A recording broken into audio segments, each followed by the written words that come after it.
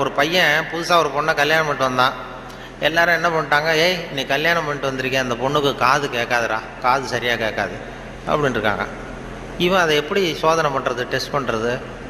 அப்படி நேராக கேட்டால் சண்டை வந்துடும், உனக்கு காது கேட்குதான்னு கேட்கக்கூடாது. வெளியில் போனான். வெளியில் போய் தெருவில் வந்து நின்றுக்கிட்டு இன்றைக்கி என்ன சாம்பார் அப்படின்னா பதிலே வரல. ஆகா, நம்ம சந்தேகப்பட்டது சரிதான் அப்படின்னு முடிவு பண்ணிட்டான். அடுத்தது வந்தான் வீட்டுக்குள்ளே வந்து நின்றுக்கிட்டு 2வது தடவை கேட்டான். கூடத்தில் வந்து நின்றுட்டு இன்றைக்கி என்ன சாம்பார் அப்படின்னா அப்பவும் பதில் வரல.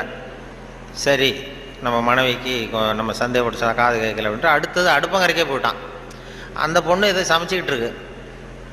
அது கிட்ட போய் அது காது ஓரமாக இப்படி காயே வச்சுக்கிட்டு ரொம்ப சத்தம் போட்டு கத்துறான். 3வது தடவையாக இன்றைக்கி என்ன சாம்பார்னு கத்துறான். அந்த பொண்ணு கொஞ்சம் கூட அலட்டிக்கல. மெதுவாக இவன் பக்கம் திரும்பி இவன் காது ஓரமாக சொல்லிச்சான், 3வது தடவையாக சொல்கிறேன் முருங்கைக்காய் சாம்பார் அப்படின்னு.